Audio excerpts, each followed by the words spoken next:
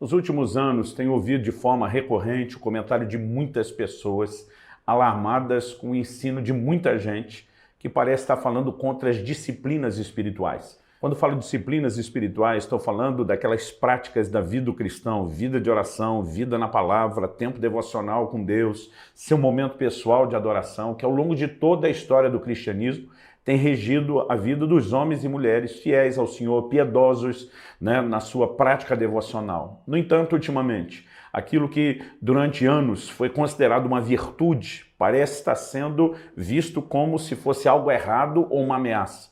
E muita gente, em nome de um ensino da graça, que quando faz essa aplicação, entendo que na verdade está distorcendo o entendimento do que é graça, eles começaram a falar contra as disciplinas espirituais. Alegam eles que nós não podemos fazer nada que tenha cara de merecimento, uma vez que a definição bíblica de graça é favor imerecido. Concordo plenamente que a manifestação da graça de Deus é um favor imerecido. A Bíblia é muito clara a respeito da nossa salvação pela fé. Efésios 2 diz, pela graça sois salvos, mediante a fé. Isso não vem de vós, é um dom de Deus, não vem das obras para que ninguém se glorie. No entanto, apesar de abraçarmos uma salvação que nos é oferecida sem mérito, isso não significa que a gente não tenha responsabilidades com a própria vida cristã que nos foi comunicada, transmitida e que deve ser vivida de forma a honrar o Senhor.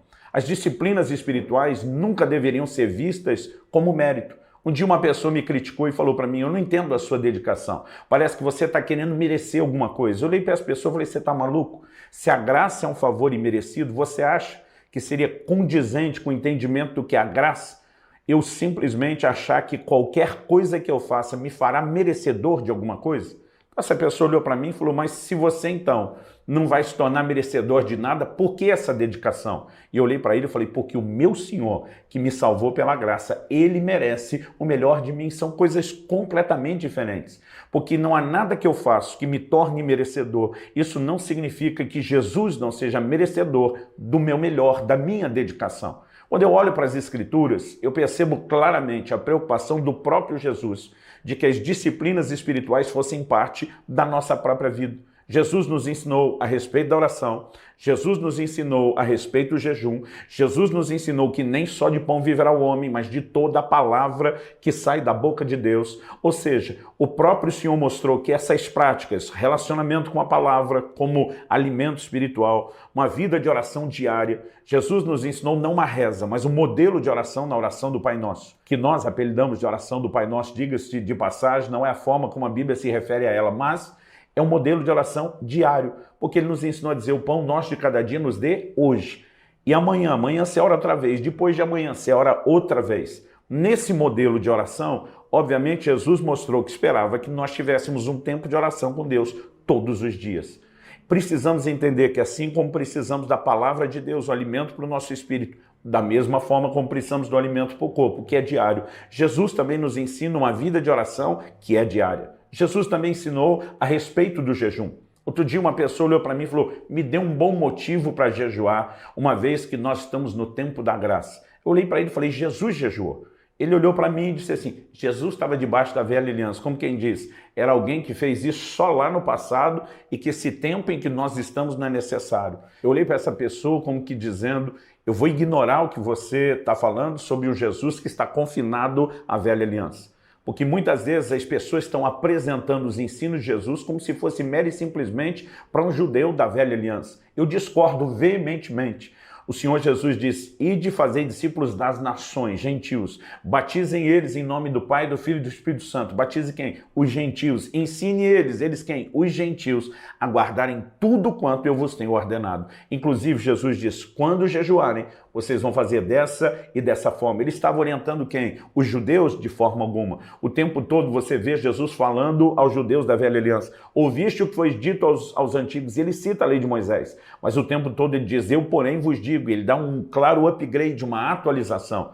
Em João 13:34, Jesus diz, um novo mandamento vos dou. Você só vai entender isso se reconhecer que Hebreus 7:12 diz que onde a mudança de sacerdócio, a mudança de lei. Obviamente que a palavra de Deus está mostrando é que haveria uma mudança de aliança, haveria uma mudança de lei para graça.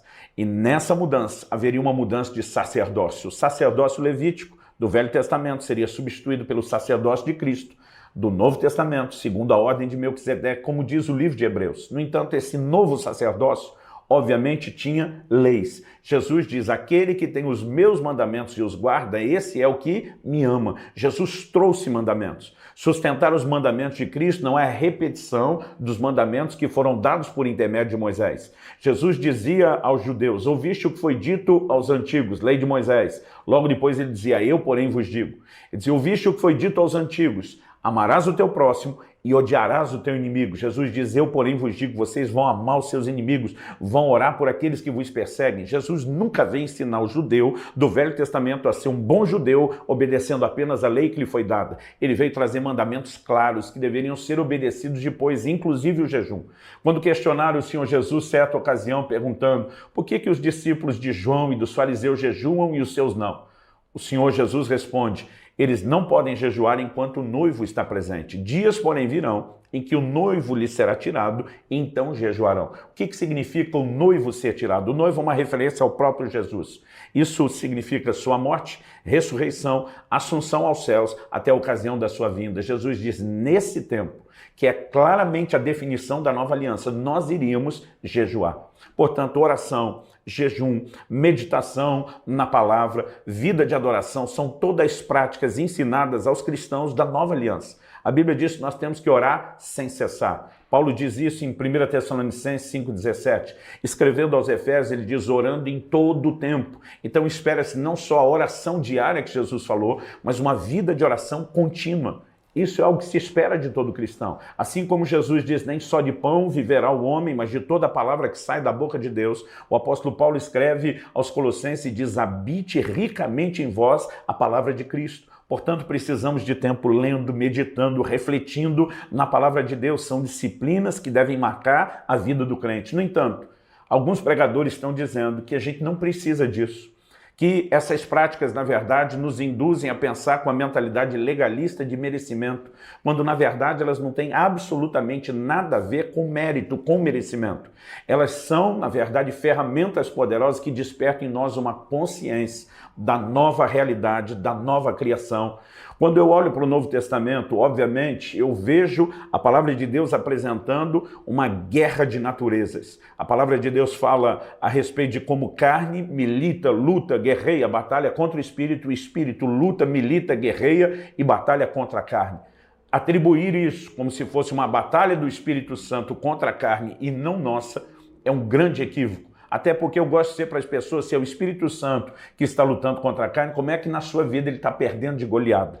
Nós precisamos entender que na linguagem de Paulo aos Romanos e aos Gálatas, carne e espírito fala de velha e nova natureza. Alguns crentes tentam recusar a ideia de que depois de nascerem de novo tem que lidar com a realidade da velha natureza. Mas isso não pode ser refutado. Jesus disse em João, no capítulo 3, no versículo 6, para Nicodemos, o que é nascido da carne é carne, o que é nascido do espírito é espírito. Nós precisamos entender, em primeira carta de Paulo aos Coríntios, no capítulo 15, Paulo diz que assim como trouxemos a imagem do primeiro Adão, aquele homem caído que transmitiu a natureza pecadora a todos os homens, Romanos 5,12 diz isso, por meio de um só homem entrou o pecado no mundo, através do pecado a morte, e a morte passou a todos os homens. A palavra de Deus diz que assim como trouxemos a imagem do primeiro Adão, devemos trazer a imagem do último. Quem é o último Adão? Em Romanos 5, Paulo diz que Adão, o primeiro, prefigurava o que havia de vir, uma clara referência a Jesus. Esse último Adão é apresentado por Paulo aos Coríntios num claro contraste, distinção, e diz, enquanto o primeiro Adão é apenas uma alma, um ser vivente, o último Adão é um espírito vivificante. Enquanto o primeiro Adão é natural, o último é espiritual. Enquanto o primeiro é terreno, o último é celestial. E ele chama esse último Adão de o segundo homem. Portanto, ele também é homem, assim como o primeiro é homem, mas enquanto o primeiro é só natural, o último é espiritual. Enquanto o primeiro é só terreno, o último é celestial. Enquanto um é só um ser vivo, o outro é um ser que vivifica. Por eliminatória, a Bíblia está dizendo que Jesus é o último Adão. Qual é a relação entre o primeiro Adão e Jesus? Jesus veio para cumprir o propósito que o primeiro nunca cumpriu. Ao ser levantado, criado por Deus como um cabeça de raça, criado à imagem e semelhança de Deus, ele deveria reproduzir a imagem de Deus para o resto da humanidade. Quando pecou, ele deformou o molde. Homens e mulheres foram multiplicados segundo a sua natureza pecaminosa e não segundo o sonho e o padrão de Deus. Jesus não veio só perdoar pecados cometidos ou a herança do pecado de Adão transferida a nós. Ele não veio apenas nos livrar da condenação, ele veio para cumprir o propósito que não havia sido cumprido. É por isso que há necessidade de um outro cabeça de raça. E a razão pela qual Jesus é chamado de último é porque, diferente do primeiro, ele não iria falhar. Jesus vem gerar uma linhagem semelhante a si mesmo, que é semelhante a Deus. Quando o apóstolo Paulo fala disso, ele diz: assim como trouxemos a imagem do que é terreno, traremos também a imagem do que é celestial. Como trouxemos a imagem do terreno, o primeiro Adão? Por nascimento. Salmo 51:6 diz: eu nasci em iniquidade, em pecado me concebeu minha mãe. Salmo 58:3 diz: os ímpios se alienam desde a madre, desde que nascem proferem mentiras. Romanos 5:2 diz que o pecado, e junto com o pecado a morte, por meio do primeiro homem, entrou e passou a todos os homens. Como passou? Por nascimento. Então nos tornamos semelhantes ao primeiro Adão por nascimento. Como nos tornaremos semelhantes ao último Adão? Por nascimento. É aí que você vai entender Jesus dizendo a Nicodemos: se alguém não nascer de novo, não pode entrar.